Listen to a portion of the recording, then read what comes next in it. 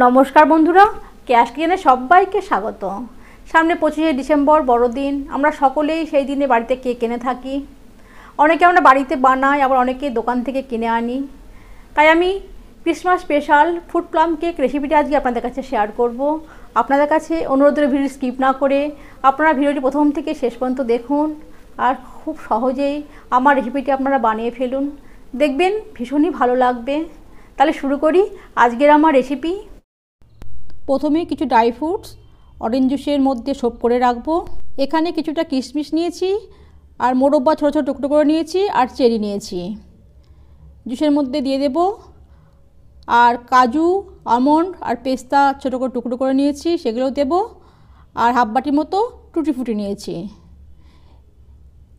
এবার সমস্ত কিছু ভালো করে মিশিয়ে নেব। এই অরেঞ্জ জুসের মধ্যে ড্রাই ফ্রুটসগুলো 1 ঘন্টা সোপ করে রাখবো। এবার সুগার ক্যারামেল বানিয়ে নেব। একটা ফ্রাই প্যানের মধ্যে 100 গ্রাম চিনি দেব। প্রথমে চিনিটা নাড়ব না। চিনিটা যখন হালকা গলতে শুরু করবে তখন চিনিটা নাড়া শুরু করব। এই দেখুন চিনিটা হালকা গলতে শুরু করেছে। এবার ভালো করে নেড়ে দেব। এই সময় গ্যাসের ফ্লেমটা সিমে রেখে চিনিটা আমি অনবরত নেড়ে যাব। 1 মিনিট এইভাবে চিনিটা নাড়লেই চিনিগুলো গলে যাবে। 1 মিনিট পর চিনিটা গলে গেছে। দেখুন ক্যারামেলের কালারও চলে এসছে। নাড়তে নাড়তে যখন ফেনা ভাব দেখা যাবে তখন গ্যাসের ফ্লেমটা অফ করে দেব, আর অল্প করে জল দিয়ে দেব। অবশ্যই গ্যাসের ফ্লেমটা অফ করার পরে জলটা দিতে হবে। এবার ভালো করে নেড়ে দেব। আমার রেডি হয়ে গেছে সুগার ক্যারামেল। এবার এই ক্যারামেলটা ঠান্ডা করে নেব। এবার কেকের জন্য ব্যাটার বানিয়ে নেব। এখানে 2 বাটি ময়দা নেব। প্রথমে ময়দাটা চেলে নেব। যে কোনো ব্যাটারে ময়দা যদি চেলে নেওয়া হয় সে ব্যাটারটা ভালো হয়। এবার ভালো করে ময়দাটা চেলে নেব। ময়দা চেলে নেওয়া হয়ে গেছে। নিচের গুটিগুলো আমি ফেলে দেব। এবার ব্যাটারটা বানিয়ে নেব। এখানে হাফ বাটি রিফাইন অয়েল দেব, আর হাফ বাটি চিনির গুঁড়ো দেব। রিফাইন অয়েলের সাথে চিনির গুঁড়োটা ভালো করে মিশিয়ে নেব। 1 মিনিট চিনির গুঁড়ো আর রিফাইন অয়েলটা ভালো করে মিশিয়ে নেব। 1 মিনিট হয়ে গেছে। এবার 1 মিনিট পর নর্মাল টেম্পারেচারে থাকা হাফ বাটি দুধ দিয়ে দেব। এখানে গরম দুধও ব্যবহার করব না, বা ঠান্ডা দুধও ব্যবহার করব না। এবার ভালো করে মিশিয়ে নেব। ব্যাটারটা ভালো করে ফেটিয়ে নিতে হবে। যত ভালো করে ফেটানো হবে ব্যাটারটা ভালো হবে। এবার হাফ চামচ ভ্যানিলা এসেন্স দেব। কেকে ভ্যানিলা এসেন্স অবশ্যই দিতে হবে। এবার ভালো করে নেড়ে দেব। ভ্যানিলা এসেন্স দিলে কেকের গন্ধটা ভীষণই ভালো হয়। এবার অরেঞ্জ জুসে ভিজিয়ে রাখা ড্রাই ফ্রুটসগুলো দিয়ে দেব। ড্রাই ফ্রুটসগুলো দেওয়ার পরও ভালো করে নেড়ে দেব। এবার ময়দা মিশিয়ে নেব। ময়দাগুলো দিয়ে ভালো করে মিশিয়ে নেব। সমস্ত কিছুর সাথে ময়দাটা ভালো করে মিশিয়ে নিতে হবে। এই কেকে ব্যাটারটা যত ভালো হবে কেকটা ততটাই ভালো হবে। আর আমি এখানে কোনো জল ব্যবহার করব না।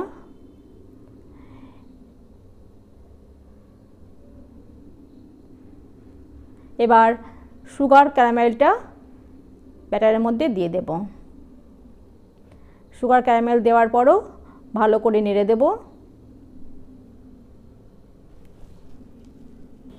ফ্রুট কেকের ক্ষেত্রে এই সুগার ক্যারামেলটা ব্যবহার না করলেও কেকটা ভালো হবে। যেহেতু আমি এখানে প্লাম ফ্রুট কেক বানাচ্ছি সেই জন্য আমি এখানে সুগার ক্যারামেলটা ব্যবহার করছি। এই ব্যাটারে সুগার ক্যারামেলটা দেওয়ার পরে ব্যাটারটা দেখতে ভীষণই সুন্দর লাগছে। ব্যাটারটা ভালো করে ফেটিয়ে নিতে হবে। এখানে আমি 5 মিনিট ব্যাটারটা ভালো করে ফেটিয়ে নিয়েছি। 5 মিনিট হয়ে গেছে। 5 মিনিট ফেটিয়ে নেওয়ার পর হাফ বাটি আমুল স্প্রে দেব। এই ব্যাটারের মধ্যে যদি আমুল স্প্রে দেওয়া হয় তাহলে কেকের টেস্টটা খুবই ভালো হয়। আমুল স্প্রে দেওয়ার পরও ভালো করে মিশিয়ে নেব। ভালো করে মেশানো হয়ে গেছে। সব শেষে 1 চামচ বেকিং পাউডার দেব আর হাফ চামচ বেকিং সোডা দেব। এই বেকিং পাউডার আর বেকিং সোডাটা সব লাস্টেই দিতে হবে। এবার ভালো করে নেড়ে দেব। আমার কেকের ব্যাটারটা একেবারে রেডি হয়ে গেছে। এবার একটা অ্যালুমিনিয়ামের বাটি নিয়েছি, এই বাটির মধ্যে আমি কেকটা বেক করব। এবার বাটির ভেতরে একটা ব্রাশ দিয়ে ভালো করে রিফাইন অয়েল ব্রাশ করে নেব। এবার বাটির ভেতরে একটা বাটার পেপার দিয়ে দেব।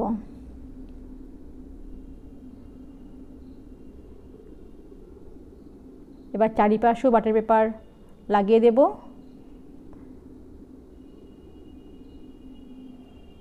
যাতে বাটিতে কেকটা না লেগে যায়।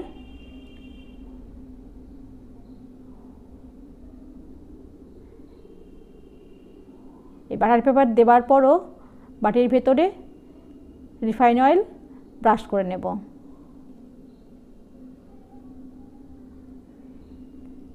বাটিটা আমার রেডি হয়ে গেছে। এবার বাটির ভেতরে ব্যাটারটা দিয়ে দেব। এখানে আমি 2টো কেক বেক করব। আমি হাফ ব্যাটার আমি এখানে দেব আর হাফটা আমি অন্য বাটিতে বেক করে নেব।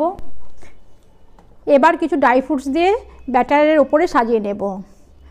প্রথমে কাজু বাদাম দিয়ে সাজিয়ে নেব, তারপরে কিছু কিশমিশ দেব আর চেরি দেব। আপনারা আপনাদের ইচ্ছে মতো কেকের ওপরটা সাজিয়ে নিতে পারেন। পেস্তা, আমন্ড, কাজু, কিশমিশ, টুটি ফুটি সব কিছু দিয়েই খুব ভালো সাজানো যাবে।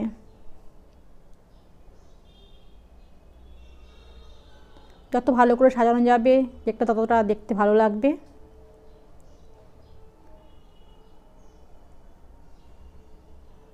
হয়ে গেছে।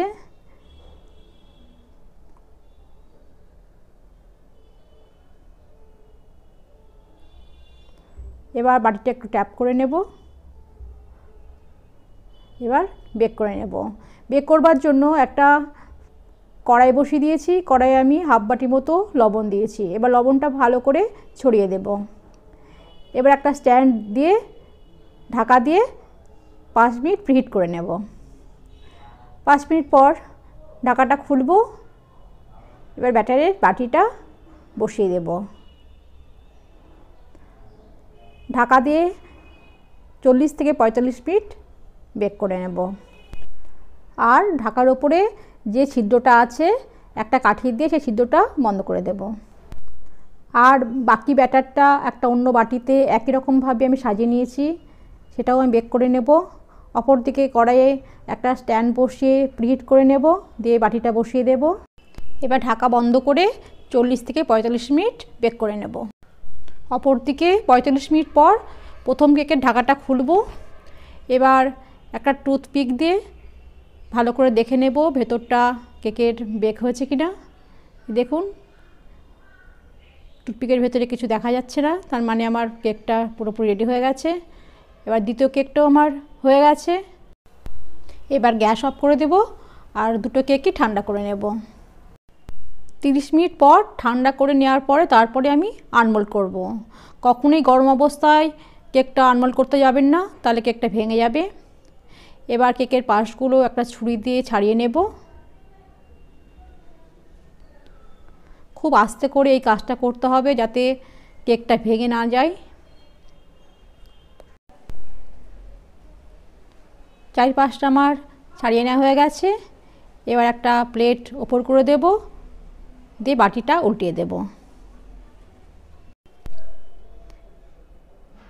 এবার বাটির নিচে কয়েকবার প্রেস করব আর আস্তে করে বাটিটা তুলে নেব। এবার কেকটা সোজা করে নেব আর পাশের যে বাটার পেপারগুলো দিয়েছিলাম সেই পাশের বাটার পেপারগুলো প্রথমে খুলে নেব।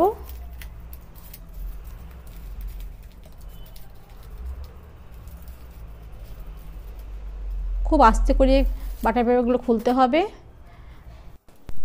কেকটা আবারও উল্টিয়ে দেব, দিয়ে নিচের বাটার পেপারগুলো খুলে নেব। বাটার পেপারগুলো খুব সাবধানে খুলতে হবে যাতে কেকটা না ভেঙে যায়। চারিপাশের বাটার পেপারগুলো ভালো করে খোলা হয়ে গেছে। এবার কেকটা উল্টিয়ে দেব।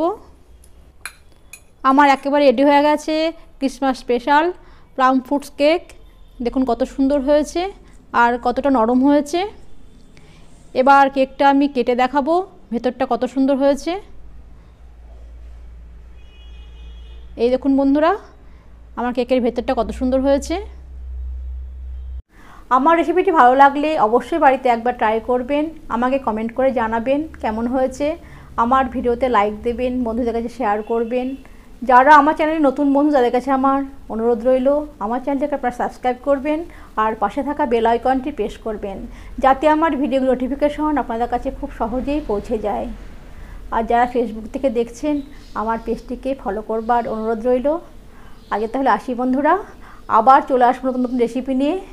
নমস্কার, আপনারা ভালো থাকবেন, সুস্থ থাকবেন।